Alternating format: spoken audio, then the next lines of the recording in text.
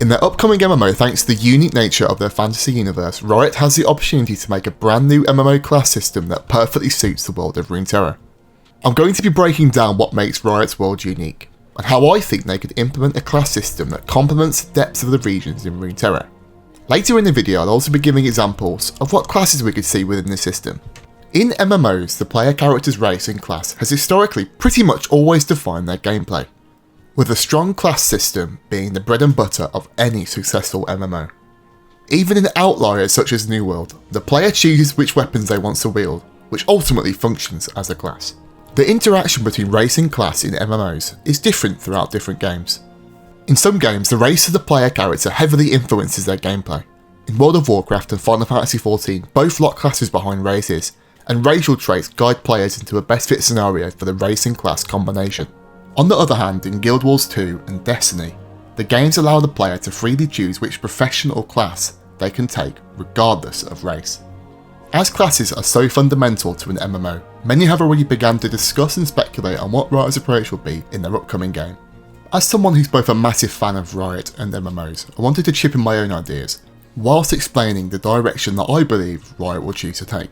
Before moving on to the class system, I want to talk about how Riot will go about implementing different playable races into their game. Thousands of years ago, the known continents of Runeterra were settled in by visitors from distant lands to the east and the west. These settlers would spread across the lands, and their descendants would come to create the regions of Valorant and Shurima that we know today. Because of the homogeneous nature of the ancestry of these regions, the races within them feel very fluid. So, even in modern times, outside of humans looking somewhat visually similar in certain regions, there's not much difference between them. It's known that people move and travel around continents and islands a lot, and this has led to a very diverse society. Something unique about Runeterra in comparison to other fantasy worlds is that there's not many races in the MMO sense. Riot didn't feel the need to define characters and their traits based on their race. Instead, what defines characters is often their individual journey, be it through the slums of Zorn, or living as a gladiator deep in the heart of Noxus. Each character can be defined through their interactions with the world of Runeterra. Therefore, it's actually the regions that the characters are from, or where they live, that defines a lot more about them. My point is that because the MMO is set in the world of Runeterra, I don't think that the character's race should impact their gameplay. It's becoming more and more common to make the character's visuals mean less in MMOs, and I believe how a player chooses to look in the game shouldn't have an impact on their gameplay. I also think this trend follows a lot of Riot's philosophy in their other games, such as them having no set classes in their card game. Based on the uniqueness of the universe, it should be their journey in the world that influences the player in the MMO, as it is with all the existing characters in the world. This concept is the basis of my proposed class system, and is enabled by the colourful world that Riot has created over the years. This doesn't mean that I think race isn't important in the MMO. As it is in other MMOs, the race of a character helps to define the character's identity, and adds personality to the different characters in the game. Netcrit made a video on playable races which is definitely worth a watch, and I'll link it in the description below. As I mentioned previously, there's honestly not many different traditional MMO races available to choose between in the world. There's only really the humans, the different Vestalian tribes, and the Yordles that can be found throughout Runeterra. I think it would be a mistake to lock classes or experiences behind the different races, as I would love for Riot to allow the players to express themselves as they see fit. So based on what I've said so far, you might be thinking that I'm proposing a class system which is heavily influenced by the region you choose to start in. Well, sort of. I'm not a fan of the nature of factions in an MMO, and I think it's an outdated system used to force conflict. By tying the player to a region, it heavily plays into a system of regional conflict, which I don't like. I also think a large part of what makes the characters in Runeterra special is that a lot of the characters have lineage and experiences from all over Runeterra. Because of this, I love to see players given the freedom to choose and change which region they want to represent through their gameplay. Let me summarise the class and region system I'm proposing for the upcoming Riot MMO. When creating a character, players would be able to choose the region of origin, and then their race. This might impact which Vestalian tribe they could choose, or special races specific to that region. Then the player will be able to pick from any of the classes. Importantly, this class will serve as just the base for the core gameplay of the character. After completing a unique starting area to introduce the player to their class, the player will be transported to the region they chose for their origin. Throughout the campaign in the city or the region, the player will level and gain new skills, but also the class will evolve with skills and abilities that represent the region which the player chose. After the player has completed the campaign or leveled to a certain point, they prestige in the class, and fully unlock the region-specific upgrade of their class. Like I said before, I don't think that Riot should lock the player to a region. I think they would be missing a trick allowing players to explore their universe through a singular character. So, after upgrading, the player can choose to leave and explore the story of another region. They would go through the same process as they have in the region prior, and unlock that prestige too. I think there needs to be some flexibility in this process, as some may not want to complete another campaign to unlock another archetype for their class, so the player should be able to level their archetype without having to quest in the region, such as through other PvE and PvP content.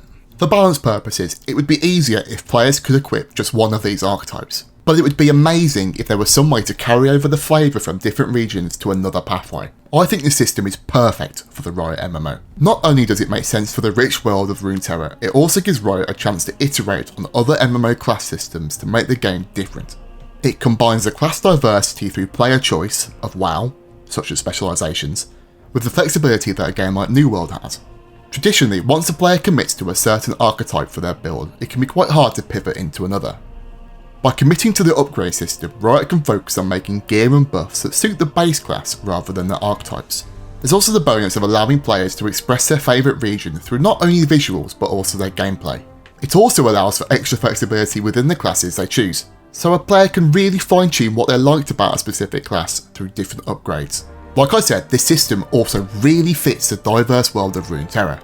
Whilst there's a few other reasons as to why, the most important thing is that class fantasy differs from region to region in Runeterra. For example, let's take a ranger or a ranged character as a standard class. Someone from the frejlord would utilise traps, could rely on frost magic, and disrupt the battlefield using their skills. On the other hand, the Piltover equivalent would be a warden, similar to what we saw in Arcane or Caitlyn in League. These would use long-range, high-damage guns and also intelligence to outwit their enemies. Whilst these are both typical rangers and function in the same way, which is to do damage to enemies whilst outranging them, they both do so in completely different ways using different tools. This is but one example of how class fantasy varies in different regions of Runeterra. Me and some friends spent some time thinking of the ways the regions would influence the traditional classes for the MMOs. I personally took the 9 major regions in Runeterra, excluding Ixtal and the Shadow Isles, and also 9 options that could function as base classes. I curated this list with a specific goal of 4 regions per class and 4 classes per region, so you may be able to think of some class region combos that make way more sense. If you do, please leave them in the comments because I'd love to give them a read. As you can see, I've tried to make the different upgrades to the class change the playstyle quite significantly. In my eyes, the upgrade should alter the class identity whilst keeping the core gameplay the same. This is shown in the example I mentioned earlier.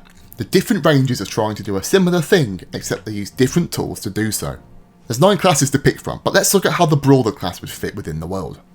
A typical brawler in an RPG or an MMO would rely on fists or small weapons to beat down their opponent, so it was important to ensure that all the archetypes stick to this class identity.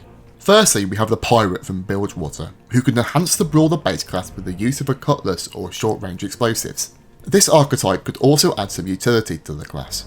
Gangplank, in-game, has a self-heal and a debuff remover, and he used to buff allies with an ability called Raise Morale. We could see something similar in the MMO. Next we have the Chemtech Brute. Empowered by the alchemical powers of Chemtech, this brawler could be much more of a tank, able to withstand heavy hits but also have empowered strength from the liquid. This style of brawler could potentially inflict damage to those who have hit them. Third, we have the Enforcer. Similar to the Brute in combat styles, the Enforcer could beat down on enemies using melee weapons. Vi is the Piltover Enforcer in-game, so the players could even be able to use her gauntlets to fight enemies with. We then have the Shojin Monks from Ionia as the 4th class prestige. Trained by the Shojin Order, the Shojin Monks harness the spirit of the dragon to bring peace to Ionia. This archetype could function in many ways, but I see it focusing on combos, flurry attacks, and even defensive blocks to outwit their enemies. These are just 4 examples of how the brawler class could evolve in the world of Runeterra. Throughout this list, the archetypes have some crossover with other classes, with there being a chance to view pirates as longer range gun wielders like Misfortune, so there's some opportunity for dual classes within this system too. As you can see, there's already quite a few options for each of the different classes, and there could be an argument to be made that you could make a class prestige for each of the different regions. Here's another grid of region and class combos that were made by a friend. As you can see, there's definitely potential for some regions to give each of the classes a unique playstyle. Saying this, I don't think we need to force this too hard. Even with just 4 classic archetypes, that's 36 different prestiges across the 9 classes. I hope you guys like this class system as much as I do. Thinking about the different ways that classes can be enhanced by the regions in Runeterra got me really excited for the potential of the MMO. I'd like to add that obviously this is all speculation, and there's a very likely chance that none of what I said in this video will come true. I'd love to have inspired some class choices in the game though with this video, so fingers crossed.